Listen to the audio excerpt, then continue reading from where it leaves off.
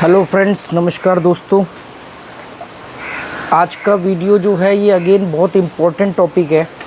पूरे मेरे बाल वगैरह गीले हो रखे क्योंकि अभी टोनी को घुमाने लेके गया था, बहुत तेज़ बारिश आ गई। पर ये वीडियो इम्पोर्टेंट था तो आकर के फटाफट मैं इसको बना रहा हूँ। अच्छी बात ये है, मुझे एक बात की बड़ी खुशी है कि मैंने अभी जब पिछला वीडियो डाला था चेतन मन, अवचेतन मन और अचेतन मन के ऊपर, कॉन्शियस माइंड, सबकॉन्शियस माइंड और अनकॉन्शियस माइंड के ऊपर, तो मुझे लगा नहीं कि इस पे लोग रिस्पॉन्स करेंगे या लोगों को ये बात भेजे में घुसेगी। पर मेरे को अच्छी बात है कि अपनी कम्युनिटी कुछ ऐसी जुड़ी है जिसमें लोगों ने उसको देखा भी, समझा भी। एक ही दिन में उसमें 2000 के करीब व्यूज़ आ गए और उसमें बहुत सारे लोगों ने बोला कि आप डिटेल में समझाओ, स्पेशली वो 90% मन को कैसे रीड करें, कैसे समझे, कैसे लोगों को पहचाने। तो मैंने कहा कि ठीक है, इस पर मैं एक और वीडियो बनाऊंगा। पर पहली बात मैं आपको ये बता दूं दोस्तों, होता क्या है, ये जो टॉपिक है ना, साइकोलॉजी से जुड़े हुए टॉपिक, जो हमारे अंदर का सॉफ्टवेयर है, मतलब साइकोलॉजी, फिलॉसफी से जुड़े हुए टॉपिक, इस पे मैं कोई भी एक वीडियो बनाता हूँ तो इसका मतलब ये नहीं है कि वही कंक्लूज़न है। इस पे 100 वीडियो बन जाए ना तो भी कम है। हम और आप कभी बैठे हैं 4, 6, 10 घंटे बात करें तो भी कम है। कई बार बैठना पड़ेगा कई चीज़ों में आपकी, क्योंकि देखो मैंने कोई चीज़ बताई, आपके मन में सवाल उठा, फिर आपने पूछा, फिर मैंने उसका जवाब दिया तो दूसरा सवाल उठा। ये इस तरीके से चलता है। इसलिए एक वीडियो के ऊपर जज करने की या एक वीडियो को समझने की या एक वीडियो देख करके सीधा सवाल पूछने की कोशिश मत करो। धीरे धीरे मैं उसके बारे में डिटेल में समझाता रहूँगा। हाँ ठीक है, आपकी क्यूरियोसिटी, आपने कमेंट किया तो मैं भी अपनी रिस्पॉन्सिबिलिटी समझ के उसको जवाब देता हूँ। जैसे फाइनेंशियल एजुकेशन के ऊपर लोग बोल रहे हैं हमें सीधा ये बताओ कहाँ इन्वेस्टमेंट करना है, म्यूचुअल फंड के ऊपर बताओ। एक दिन में क्या मैं आपको म्यूचुअल फंड समझा सकता हूँ? और जो दुनिया का सबसे बड़ा अर्थशास्त्री है वो भी आपको मेथड दे सकता है ना। एक ही तरह के कई सारे म्यूचुअल फंड है, उसमें से कौन सा चुनना है, आपकी क्या रिक्वायरमेंट है, आपकी क्या एज है, तो ऐसे ही चलता है। अभी हम बात करते हैं टॉपिक से ना भटकते हुए कि भी आज हम बात करेंगे वही 90% माइंड के ऊपर। तो सबसे पहले आप ये बात समझ लो कि दुनिया में जो भी कुछ हम दिखाते हैं या हम देखते हैं इंसानों में, जो हम अपनी प्रतिक्रिया देते हैं, हम अपना व्यक्तित्व दिखाते हैं या दूसरों की प्रतिक्रिया को देख के समझते हैं और राय बनाते हैं और दूसरे के व्यक्तित्व को समझते हैं, वो सब मैक्सिमम 10% है। वो बर्फ़ का वो हिस्सा है जो ऊपर दिखता है। आइसबर्ग होता है ना, जो टाइटैनिक जिससे टकराया था, वो ऊपर ज़रा सा दिख रहा था पर नीचे वो उससे कई गुना बड़ा था। तो वही चीज़ है कि हम ऊपर वाले हिस्से को, टाइटैनिक में उन्होंने ऊपर वाले को समझा, नीचे वाले को समझा होता शायद वो हादसा नहीं हुआ होता। वैसे ही हमारी ज़िंदगी में जो हादसे होते हैं, मतलब जो हमारे को धोखे मिलते हैं, फ़रेब होता है हमारे साथ, या हमें बाद में जाके लगता है कि अरे हमने तो गलत आदमी को पहचान लिया, गलत डील साइन कर ली, गलत जगह नौकरी कर ली, गलत बॉस पे विश्वास कर लिया, गलत नौकर पे विश्वास कर लिया, वो सिर्फ इसलिए होता है क्योंकि आप उस 10% के इर्द गिर्द ही घूमते रहते हो। देखो लोग, अभी ये वीडियो थोड़ा सा लंबा हो सकता है पर अगर आपको अपनी ट्यूबलाइट जलानी है तो आपको मेरी बातें झेलनी ही पड़ेंगी। लोग बोलते हैं यार आप पॉइंट टू पॉइंट बात करो, आपने इतने मिनट वेस्ट कर दिया। अरे वो ये कम अकल के जो लोग होते हैं ना, वो ये बात बोलते हैं कि आप ना बात को रिपीट कर रहे हो, आप बात को बार बार बोल रहे हो, आपने इधर टाइम वेस्ट कर। कोई टाइम वेस्ट नहीं हुआ है, वो उसकी भूमिका है, उसके बगैर वो फ्लो नहीं बनेगा और फ्लो में वो लाइन नहीं निकलेगी जो लाइन के लिए आप वो वीडियो देख रहे हो। सीधा सीधा ये कोई सेरिडोन की गोली नहीं है कि आपने खाया और सिर दर्द ठीक हो गया, ठीक है। तो इसी चीज़ का तो फ़ायदा मोटिवेशनल स्पीकर उठाते आए हैं आज तक आप लोगों के साथ। अब मेरी बात समझो, ये हो सकता है आपको उल्टा दिख रहा हो, मैं इसको सीधा कर दूंगा। सीधा नहीं भी कर पाया, मान लो वन शॉट में अनकट वीडियो भी अपलोड करूंगा, तो ये मैंने जो लिखा है, ये चेतन मन लिखा है, ये अवचेतन मन लिखा है, ये अचेतन मन लिखा है। कॉन्शियस माइंड, सबकॉन्शियस माइंड और अनकॉन्शियस माइंड, ये मैंने लिखा है 10 से 5%, मतलब 5% तो होता ही है, मैक्सिमम 10% तक होता है। मतलब एक ये परसेंटेज को मत पकड़ना, कोई ये डिजिट्स नहीं है, ये एक एग्जाम्पल है कि लगभग हमारे को इतने परसेंट ही हम चीज़ें देख पाते हैं लोगों के दिमाग को। साइकोलॉजी समझ ली आपने तो कोई आदमी आपके सामने खड़ा होगा, आप सिर्फ उसकी बॉडी लैंग्वेज या उसकी बातचीत देख करके जितना उसने बोला आप वो बात समझ जाओगे जो वो आपको नहीं बोल रहा है, या वो बातें भी समझ जाओगे अगले लेवल पे जा करके कि वो जो बातें जो वो अपने आप से भी नहीं बोल रहा है। तो ठीक है, तो ये चेतन मन, मतलब हमने बताया कि ये 10 से 5% काम करता है, ये 40 से 30% और ये 50 से 70%। मतलब मैक्सिमम एरिया चेतन मन का किसका होगा?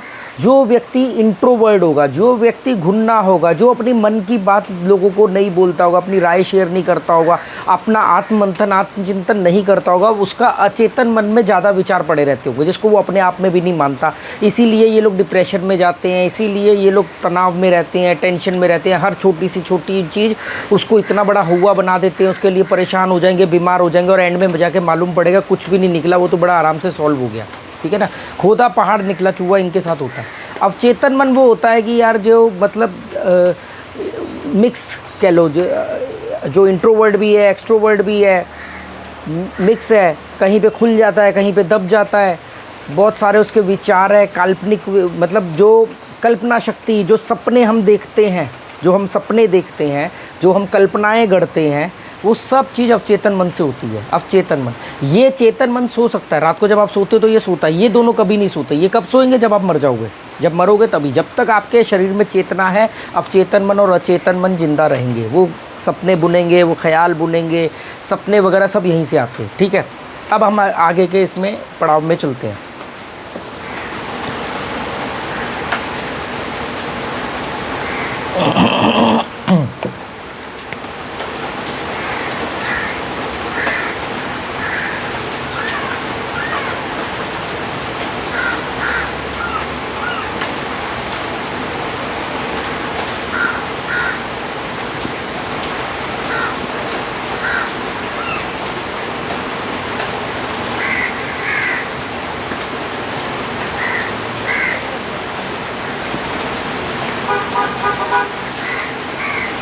ये हमारा जो एरिया है, जो दुनिया को दिख रहा है, ये एरिया से ही आप राय बनाते हो, इसी एरिया से सब कुछ जज करते हो।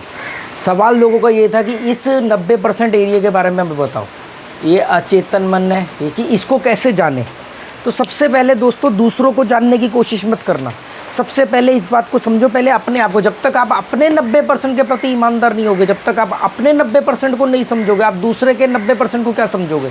जब आप अपनी ज़िंदगी, मैं बोलता हूँ हर व्यक्ति एक किताब है, जब आप अपने जीवन की किताब को नहीं पढ़ पाए, आप दूसरों की किताबें पढ़ने चल दिए, तो पाखंडी, ड्रामेबाज, नकली के अलावा आप कुछ नहीं बनोगे। ठीक है, ये जो 90% एरिया है चेतन मन और चेतन मन, इसको समझने के लिए थोड़ा सा आपको अपनी ऑब्जर्वेशन शार्प करनी पड़ेगी। अब ऑब्जर्वेशन तो पहले अपने प्रति होनी चाहिए। तो पहले हम बात करते हैं कि आप अपने आप को कैसे समझोगे। तो आपको ये जानना है कि जैसे हम एक वर्ड यूज़ करते हैं कि हमें लगा, हमने महसूस किया, हमने फील किया, फिर हमने ये काम कर डाला। हर बार ऐसे ही होता है ना, जैसे कोई जॉब आई, आपके पास 4 जॉब की ऑफ़र है, आपको लगा कि ये जॉब आपके लिए बेहतर है, कई सारे दोस्त बने, आपको लगा कि ये दोस्त बहुत अच्छा है, कई बिज़नेस ऑफ़र आई, आपको लगा ये बिज़नेस ऑफ़र बहुत अच्छी है। ये जो लगा है, ये जो आपने महसूस किया है कि ये सही है, ये सब ये है 10%। कभी आपने सोचा कि इसके पीछे के क्या आधार है, क्यों लगा मुझे। आपने क्या कर रहे हैं इस 90%, हम इस 10% की बात नहीं करेंगे। ये 10% से तो आपको लगा, आपने समझा, आपको लगा लड़की बहुत अच्छी है, आपको लगा लड़का बहुत अच्छा है, आपको लगा माँ बाप बहुत अच्छे हैं, आपको लगा समाज बहुत अच्छा है, आपको लगा मूवी बहुत अच्छी है, आपको लगा डायरेक्टर बहुत अच्छा है, मूवी का मैसेज बहुत अच्छा है, कुछ भी आपको लगा, ये नेता बहुत अच्छा है, जैसे कश्मीर फाइल मूवी आई बहुत अच्छी है, ये बहुत अच्छा है, वो बहुत अच्छा है। ये जो अच्छा लगने की प्रवृत्ति है, किसी भी चीज़ को पसंद या नापसंद, अच्छा या बुरा लगने की जो प्रवृत्ति है, ये 10% है। क्या ठीक है, इसीलिए ये हर एक के साथ नहीं है थंब रूल।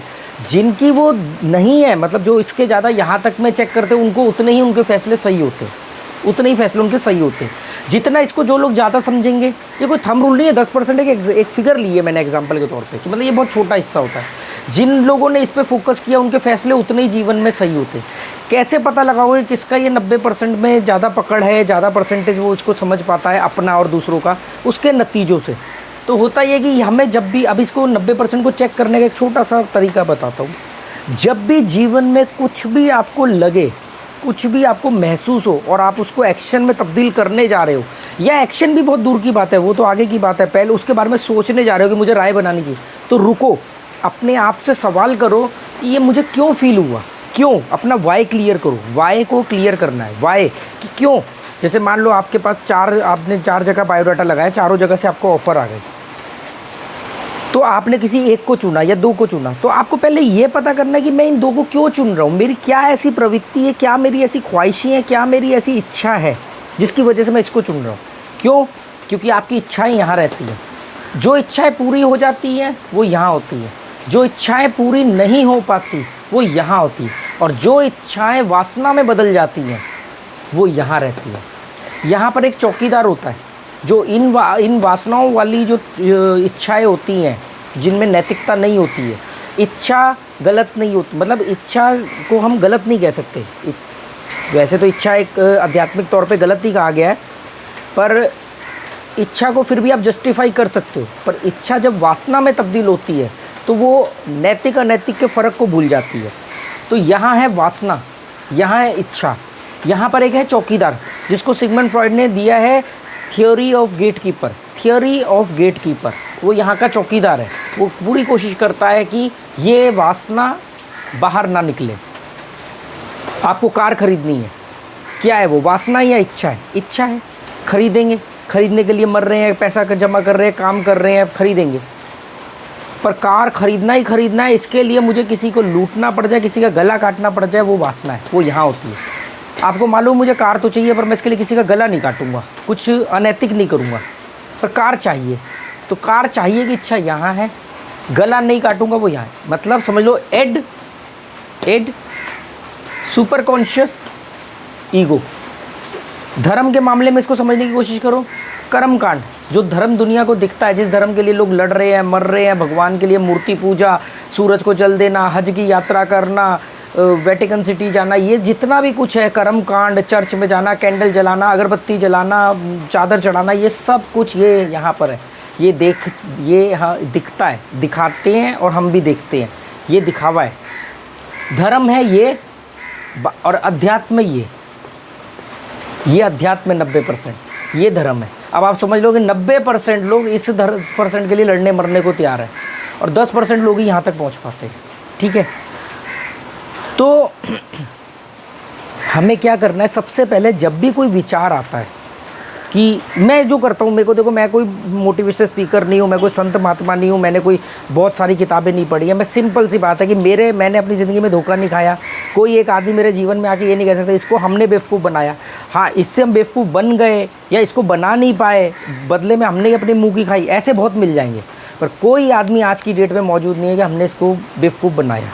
ठीक है, और देखो, अगर कुछ एक मोमेंट ऐसे आए हैं जहाँ मैं मूर्ख बनाऊँ, वहाँ मैं मूर्ख इसलिए बना हूँ क्योंकि मैं इमोशनली उस चीज़ को, मुझे मालूम था कि मैं यहाँ पे गलती कर रहा हूँ, पर मैं गलती वो जानबूझ के करता हूँ क्योंकि मुझे मालूम है कि इससे किसी का काम बन रहा है।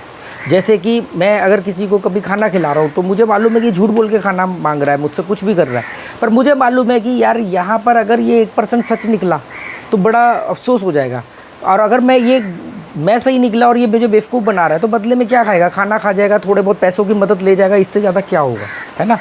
तो एक जगह मैंने सुना था यूट्यूब पर ही कि धूर्त होने से अच्छा मूर्ख होना ज़्यादा बेहतर है। अगर आपके पास लाइफ में 2 ऑप्शन आए ना, धूर्त और मूर्ख, कोई आदमी आप करके आपसे किसी तरह की मदद मांग रहा है और आपको लग रहा है 50% ये झूठ बोल रहा है, या आपको 80% लग रहा है झूठ बोल रहा है, 20% लग रहा है कि शायद ये सच हो सकता है, तो वहाँ पर मूर्ख बन जाना। क्योंकि अगर बाई चांस वो 20% सच हुआ ना तो बड़ा गिल्ट होगा या गलत होगा। तो धूर्त बनने से अच्छा कई बार मूर्ख बनना ज़्यादा बेहतर होता है। ठीक है, अब ये धर्म यहाँ पर है, ये समझ लो ये हमारी ईगो है जो दिखती है, ये हमारा एड है, वासना, और ये हमारा सुपर ईगो है, परंपरा, संस्कृति, नैतिकता, ये सब यहाँ होती है। अब जज करने के लिए देखो, पहले अपने आप को समझने के लिए मैंने बताया कि कोई भी बात दिमाग पे आए उस पर सवाल खड़ा करो। जैसे अब उदाहरण देकर के समझाता हूँ। जैसे कि मान लो आपको लगा कि यार मेरे को उस कंपनी में नौकरी लग जाए, तो पहले आप ये सोचो कि यार मैं क्या है मेरे अंदर कि मैंने वही चुना, मैंने उससे बेहतर क्यों नहीं चुना, या मतलब मैंने उससे कम सैलरी वाली पर कंफर्टेबल जॉब क्यों नहीं चुनी मैंने। तो आपको मालूम पड़ेगा कि अरे यार मेरे पास 4 ऑफ़र आई, मैंने सिंपल सी बात है कि मेरे मन ने राय बनाई जिसका सबसे ज़्यादा पैकेज है मुझे वो नौकरी मिलनी चाहिए। मतलब मैंने जीवन में, अब आप ये सोच लो, जीवन में बहुत सारी चीज़ें होती हैं, मान सम्मान होता है, कंफर्टेबल जोन होता है, टाइम मैनेजमेंट होता है और पैसा होता है। तो अगर आपके पास 4-5 ऑफ़र आई है और उसमें से आपने सबसे ज़्यादा प्रॉफिटेबल, मटेरियलिस्टिक मतलब इकोनॉमिकली प्रॉफिटेबल ऑफ़र को चुना है, चाहे वो जॉब है, बिज़नेस है, कुछ भी है, तो आप समझ लो कि आपके अंदर पैसे को लेके रुझान ज़्यादा है।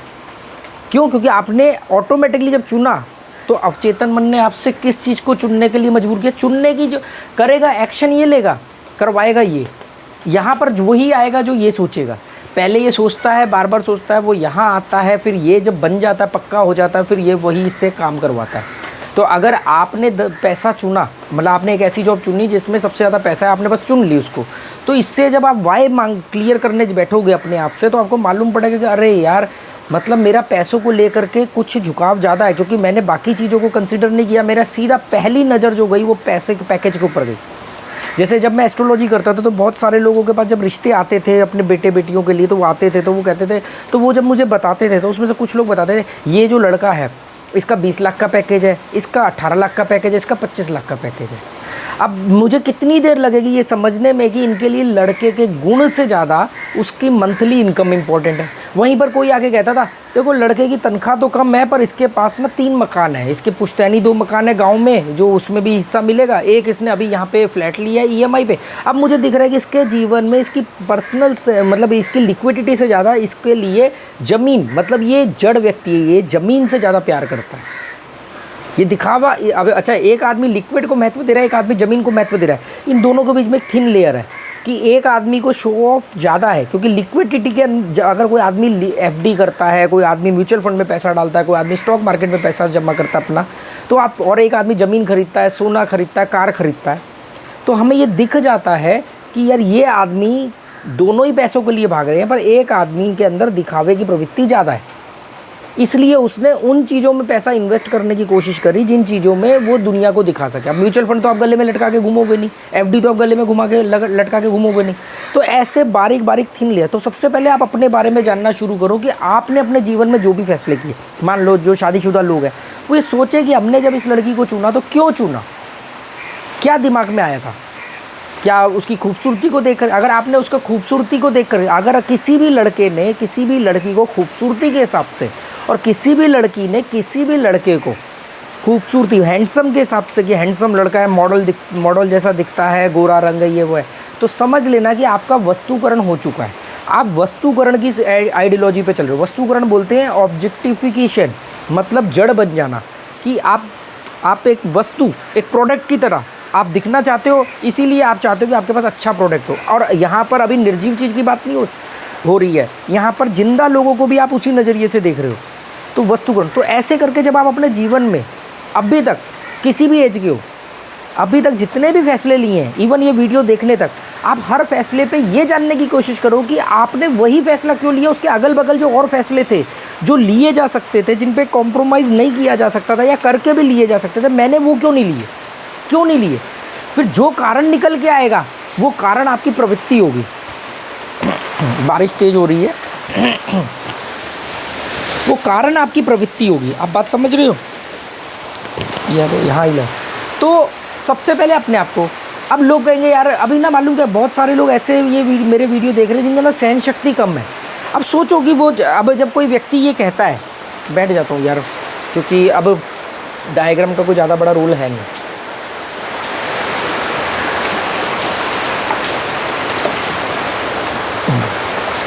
अब सोचो आप, जब कोई व्यक्ति, अब एग्जाम्पल से समझो, देखो ये चीज़ें ना एग्जाम्पल से समझी जा सकती है, पॉइंट तो मैंने दे दिए। क्या होता है जब कोई व्यक्ति मुझे कहता है कि यार राकेश जी यार आप ना फालतू की बातें छोड़ो, ये बताओ पैसा कहाँ इन्वेस्ट करना है, तो मैं उसके जवाब से ज़्यादा मैं ये समझ रहा हूँ कि यार ये इसने ये क्यों लिखा। सोचो आप ठंडे दिमाग से, मतलब इसके अंदर पेशेंस की कमी है। अब पेशेंस की कमी है, जो भी हमारी प्रवृत्ति है वो ऐसा नहीं होगा कि एक जगह निकलेगी दूसरी जगह आप सहन शक्ति वाले बन जाओगे। मतलब ये आदमी बहुत उत्तेजित है, इसको सब कुछ बड़ी जल्दी चाहिए, इसके अंदर अपनी भावनाओं पे नियंत्रण नहीं है, सहन शक्ति कम है, अब सहन शक्ति कम है तो इंटेलेक्ट होने की भी परसेंटेज कम हो जाएगी। ऐसे करके आप राय बना सकते हो। जैसे कोई लोग बोलते हैं अरे यार अभी इसी वीडियो में देख के लोग बोलेंगे हमें अपने बारे में कम, हमें ये बताओ कि दूसरे के 90% को कैसे समझे। अब इससे ये मालूम पड़ता है कि जिन जिन लोगों के मन में ये विचार आ रहा है, आप वो अब ठंडे दिमाग से सोचो कि वो लोग किस प्रवृत्ति के होंगे, कि जो ये कहते हैं कि हाँ ठीक है अपनी किताब तो हम अपने जीवन में पढ़ लेंगे, अपने बारे में तो जान लेंगे समझ लेंगे, हमें ये बताओ दूसरे के मन को कैसे रीड करें।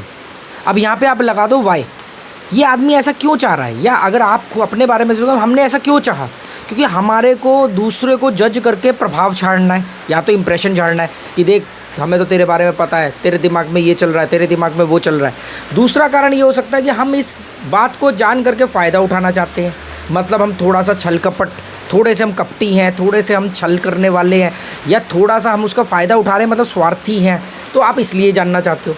जबकि सच बात ये, मैं हमेशा अपने बारे में ज़्यादा फोकस करता हूँ, क्योंकि अगर आपने अपने बारे में नहीं जाना, आप दूसरे के बारे में जान करके उसका फ़ायदा नहीं उठा पाओगे, मिसयूज़ ही करोगे, और वो मिसयूज़ भी थोड़े दिन बाद वो भी आपकी कला ख़त्म हो जाएगी। तो कहने का मतलब ये है दोस्तों कि इस 90% को समझने के लिए पहली बात तो ये कि एक या दो वीडियो में नहीं समझा सकते, फ्लो में कुछ बातें इस वीडियो में निकलेंगी, कुछ अगले वीडियो में निकलेंगी। मैं प्लान करके, रट करके, पॉइंट बना करके नहीं बोलता हूँ और ना बोलूँगा। तो होता ये है इसमें कि हमने सबसे पहले जो भी आपके मन में राय आए, विचार आए आपके, उस पर वाई लगाओ। सेम चीज़ आप दूसरों के लिए करो। मान लो आपके माँ बाप ने बोला कि यार ये लड़की अच्छी है, या ये बिज़नेस कर ले, या तू डॉक्टर बन जा, या तू इंजीनियर बन जा। अब आप इसको सुनो और इस पर वाई लगाओ कि यार मेरे पापा ने क्यों बोला कि ये बिज़नेस कर, इसके पीछे उनके दिमाग में क्या चल रहा हो, किस तरह की वो सोच रखते होंगे। कई बार मालूम पड़ेगा आपको कि आपके माँ बाप ने आपके लिए एक फ़ील्ड चुनी, वो इसलिए चुनी क्योंकि जिससे वो कभी प्रतिस्पर्धा करते थे उसका बेटा उस फील्ड में गया था, या उससे मिलती जुलती फील्ड में कामयाब हुआ था। तो उनकी उससे जो कंपटीशन था बचपन से, वो चाहे उनका भाई हो, रिश्तेदार हो, दोस्त हो, कोई भी हो, उस प्रतिस्पर्धा में जीतने के लिए उन्होंने अपने बेटे के लिए फील्ड एक चुन ली। अब सवाल ये है, ये आपको मालूम पड़ गया, पर आप ये बात उनसे करोगे वो नहीं मानेंगे, क्योंकि हर आदमी संकुचित मानसिकता का होता है, वो इतना बड़ा दिल रखते नहीं है। दूसरा, ये उनके अवचेतन की बात है। चेतन में तो उनको मालूम क्या कहेंगे, मैंने अपने बेटे के लिए फील्ड इसलिए चुनी क्योंकि इसमें कल को ये हो जाएगा तो वो ऐसे बच जाएगा, ऐसे होगा तो वैसे बच जाएगा, इतनी तनख्वाह मिलेगी, इतना पैसा जोड़ेगा, ये सब करेगा, ये चीज़ आएगा। ये क्या है, उनका चेतन मन। पर उनके अवचेतन मन में क्या है, वो कंपटीशन, वो प्रतिस्पर्धा, वो ईर्ष्या, कंपटीशन और कंपैरिजन। लाओ त्से ने 2500 साल पहले बोला था ना कि अगर जीवन में सुकून चाहिए तो कंपटीशन और कंपैरिजन से बच जाना, ठीक है, अवचेतन में। और कई बार हो सकता है कि बहुत ही घिनौना कंपटीशन हो कि किसी डॉक्टर ने उनके माँ बाप का इलाज किया और वो उनकी मौत हो गई, तो उन्होंने फैसला किया कि यार मैं अपने बेटे को बहुत ज़बरदस्त डॉक्टर बनाऊंगा, ये जिद अटक गई। या कई बार ऐसा होता है कि मैं अपने बेटे को, मेरे से पुलिस वालों ने बहुत पैसा लिया या ऐसा कुछ किया, मेरे साथ कोई गलत एक्सपीरियंस है लाइफ का, तो ये मेरा बेटा भी पुलिस वाला बनेगा और मैं उसको बोलूँगा अब खा पैसा, बेट जितना पैसा खाना है। मतलब इस तरह के अनैतिक ये रहेंगे कहाँ, अचेतन मन में। पर इसको ये मानेंगे नहीं। तो अचेतन मन में इसलिए है कि यार बचपन से देखा है कि यार पुलिस के पास पावर होता है, करप्शन करने का अधिकार होता है, पैसा खा सकते हैं, सब कुछ कर सकते हैं, तो यार बच्चा पुलिस में जाना चाहिए। अब ये है अचेतन में। क्यों? क्योंकि आपने ने अनैतिक वजह से इसको चुना कि मेरा बेटा पुलिस में जाए, पर ये तो अनैतिक है। अब ये भेष बदल लेगा, यहाँ पे चौकीदार आने नहीं देगा। अनैतिक चौकीदार कौन है वो भी आने वाले दिनों बताऊंगा। जो गेट कीपर है वो कभी भी उस विचार को बाहर नहीं आने देगा। ये विचार यहाँ पे मुखौटा लगाएगा, भेष बदलेगा। कैसे भेष बदलेगा? नहीं, पुलिस बनने से देश की रक्षा होगी, समाज की सेवा होगी, मतलब समाज की सेवा होगी, लोगों के लिए काम करेगा, गरीब मजलूमों के लिए आवाज़ उठाएगा। आपने देखा होगा बहुत सारे कलेक्टर, सोचो यूपीएससी, मैं एक ही पढ़ाई को हिंदुस्तान में पढ़ाई मानता हूँ, वो है यूपीएससी मटेरियल। उसको पढ़ने के बावजूद भी आईएएस ऑफिसर कैसे करप्ट हो जाते हैं, कैसे सिस्टम उनको तोड़ देता है। उसमें तो बताया जाता है कि सिस्टम जब आपके ऊपर हमला करे, जब मुख्यमंत्री आपके ऊपर दबाव बनाए, तब आपको कैसे बचना है। ये लोग वो तरकीबें क्यों नहीं लगाते? खुद उनके जैसे क्यों हो गए? कहाँ गई नैतिकता? क्योंकि वो आईएएस ऑफिसर, वो कलेक्टर बनना चाहते थे किसी और रीज़न से, जो उन पर वो रीज़न अनैतिक था, तो वो उनके अचेतन मन में था। अब वो अचेतन मन ने बोला कि भाई, वो चौकीदार ने बोला अनैतिक काम तो करने नहीं दूंगा। फिर उन्होंने मुखौटा लगाया कि मैं कलेक्टर बन के समाज की सेवा करूंगा, मजलूमों की आवाज़ बनूंगा, गरीबों की मदद करूंगा। ऐसा करके वो मुखौटा लगा करके वो विचार आया अवचेतन मन में। अवचेतन मन ने कहा हाँ ये बंदा सही है, नैतिक है। अब यहाँ पर वो विचार को उसने बार बार सोचा और वो धीरे धीरे वो लॉ ऑफ अट्रैक्शन के थ्रू कलेक्टर बन गया। मैं हमेशा ये सोचता था इतनी ज़बरदस्त गूढ़ विद्या पढ़ करके भी कोई आदमी भ्रष्ट, करप्ट कैसे हो सकता है। इस लेवल की पढ़ाई पे तो जाके आदमी के अंदर त्याग की भावना इतनी बढ़ जाती है। लोग मुझे बोलते हैं यार आप ज्ञान दे रहे हो, आपके पल्ले खुद तो पैसा है नहीं, आप फाइनेंशियल एजुकेशन। अरे मेरे पास इतने, मतलब मेरे को ना, मैं सोचता हूँ इतनी पावर आई कहाँ से मेरे अंदर। मतलब मैंने 2018 में अपने 2.5-3 लाख रुपए पर मंथ के बिज़नेस को जब बंद किया था, तो मुझे लगता था ये मेरा एक बड़ा फैसला है। पर आज मैं लाखों करोड़ों रुपए की ऑफ़र मतलब छोड़ देता हूँ, लोगों से बात तक नहीं करता हूँ, इंटरटेन भी नहीं करता हूँ। इतनी पावर आई कहाँ से? जहाँ पे लोग मर रहे हैं पैसों के लिए, एक दूसरे का गला काट रहे हैं, पैसा ही सब कुछ है, वहाँ पर मेरे को पैसे से फ़र्क नहीं पड़ रहा। जबकि पैसा मेरी ज़रूरत भी है, मुझे चाहिए भी, पर मैं डिसाइड कर रहा हूँ कि मुझे कहाँ से चाहिए, कहाँ से नहीं चाहिए। जहाँ से मुझे चाहिए वहाँ से थोड़ा सा आ रहा है, मैं काम चला रहा हूँ। ये आप लोग वीडियो देखते हो, इसमें जो ऐड वैड चलती है उससे महीने के मुझे 5-7 हज़ार मिल जाते हैं, मेरे लिए वो बहुत बढ़िया है। जबकि मेरे पास अभी कल तक, ये वीडियो बनाने तक मेरे पास, अभी परसों तक तो 16-17 मेल थी, अभी तक 3-4 मेल और आ चुके हैं। मतलब 16-17 क्या 20-21 के करीब मेरे पास ब्रांड प्रमोशन के लिए मेल आ चुकी है कि आप इस प्रोडक्ट को प्रमोशन करो, रख लो आप इसको। ये ताकत कहाँ से आई दोस्तों? ये ताकत आई क्योंकि ये 90% को समझ में आया। देखो 20-30 साल में मर जाना है, यही 90% आपके जीवन को ऑपरेट कर रहा है। ये पूरा 90% जो है इसको, पर हमारा फोकस कहाँ होता है? 90% इस 10% पे। इसीलिए मैं आपको बोल रहा हूँ कि ये एक वीडियो में, एक सीरीज़ में आप इसको नहीं समझ सकते। ये एक साइकोलॉजी है, ये धीरे धीरे स्टेप बाय स्टेप आएगी। और यकीन मानो अगर आप जुड़े रहे तो मैं आपको इसमें एक अच्छे लेवल पे पहुंचा दूंगा। महारथी तो नहीं कहता, पर एक ऐसे लेवल पे पहुंचा दूंगा कि कोई आदमी आपका फ़ायदा नहीं उठा सकता होगा। और सबसे बड़ी बात, आप अपने आप को धोखा देना बंद कर दोगे। अपने बारे में जानो, समझो, फिर वही चीज़ दूसरों पे गणित लगाओ। कई बहुत बड़े डेढ़ शाने आएंगे, आपके आगे शब्द कुछ और करेंगे, विचार कुछ और दिखाएंगे। नेताओं को कैसे पहचाने? मेरी वाइफ बोलती थी, अरे ये तो आपका बड़ा सच्चा दोस्त है, इसने मदद करी। मैं बोलता तो नहीं, इसने दोस्ती नहीं निभाई, इसने बदला लिया है मुझसे। कह रही यार कैसे आदमी हो आप? उसने आपकी हेल्प करी फाइनेंशियली, फिजिकली, और आप कह रहे हो कि ये बदला ले रहा है। हाँ, क्योंकि मैंने उसको आईना दिखाया, क्योंकि मैंने उसको जलील किया। अब उसके अंदर ये कि यार मेरे पास सब कुछ होते हुए भी मैं जलील हो रहा हूँ, मैं गलत साबित हो रहा हूँ, और इसके पास कुछ नहीं है, और ये हमें गाइड कर रहा है। अब उसे मौका आया कि वो मेरी मदद करके अपने विचारों को खुराक दे सकता है कि देखो जितनी मर्जी बड़ी बातें कर ले, अल्टीमेटली इसको 10,000 रुपये तो उधार मैंने दिए ना, या इसको किराया देने के लिए पैसा मैंने दिया ना। वो ऐसे करके अपने विचारों को खुराक दे रहा है, अपनी फ्रस्ट्रेशन को कम कर रहा है, मुझसे बदला ले रहा है। पर क्या ये सभी कर रहे हैं? नहीं। मैं बोलता हूँ, देख ये जो 2 लोग हैं, ये लोगों ने दोस्ती निभाई है, इनको मतलब नहीं है। इनको मैंने उनसे ज़्यादा जलील किया है, करेक्ट किया, आईना दिखाया। पर ये इमोशनल हैं, ये दिल से जुड़े हुए हैं, इन्हें फ़र्क नहीं पड़ता। ये मेरे से शक्ल भी नहीं देखेंगे ना, तो भी इनको मालूम पड़ जाएगा ना, तो भी ये कहीं ना कहीं वो करेंगे। वो मालूम पड़ जाता है, वो मालूम करने की ही कला है ये 90% को समझना कि 2 लोग आपकी मदद कर रहे हैं। एक आदमी की मंशा दोस्ती निभाना है, एक आदमी की मंशा जो है वो अपना विचारों को खुराक देना है या आपको नीचा दिखाना है। नीचा दिखाना, ये वाले 10% की बात नहीं कर रहा हूँ। नीचा दिखाना मतलब विचार को विचार के थ्रू नीचा दिखाना कि देखो तुम्हारे सारी बातें सही हैं, अल्टीमेटली मैंने जस्टिफाई कर दिया ना कि पैसे की ज़रूरत है, पर मैं इसके ऊपर नहले पे धैला कैसे मारता हूँ कि भाई तू कुछ भी कर ले, तू भी भूखा नहीं सोया, मैं भी भूखा नहीं सोया, तूने भी उतना पेट भर के खाना खाया, मैंने भी उतना पेट भर के खाना खाया। कल तू भी भूखा नहीं सोएगा, कल मैं भी भूखा नहीं सोऊंगा, मेरा कुत्ता भी भूखा नहीं सोएगा, मेरा मुर्गा भी भूखा नहीं सोएगा, मेरी बिल्ली भी भूखा नहीं सोएगी, दुनिया का कोई कीड़ा मकोड़ा जीव भी, एक गोबर में पैदा होने वाला कीड़ा भी भूखा नहीं सोता है। पर आप लोगों का डर, आप लोगों के लालच, आप लोग अब लालच किस शक्ल में आता है? भविष्य की शक्ल में आता है। ये नहीं हम तो फ्यूचर के लिए कर रहे हैं, हम अनसिक्योरिटी की वजह से कर रहे हैं, फ्यूचर प्लानिंग के लिए हम पैसा कमा रहे हैं। नहीं, वो है आपका शुद्ध लालच है वो। पर लालच को बोलते हो घिन आएगी तो लालच को मुखौटा पहना दो, बच्चों का भविष्य। तो दोस्तों आज के लिए इतना काफ़ी है। फिर अगले किसी वीडियो में कई वीडियो की सीरीज़ बनेगी, बातों में बात निकलेगी। समझ में आए तो देखना, नहीं समझ में आए डिसलाइक करके निकल जाना। ठीक है, okay, goodbye, thank you.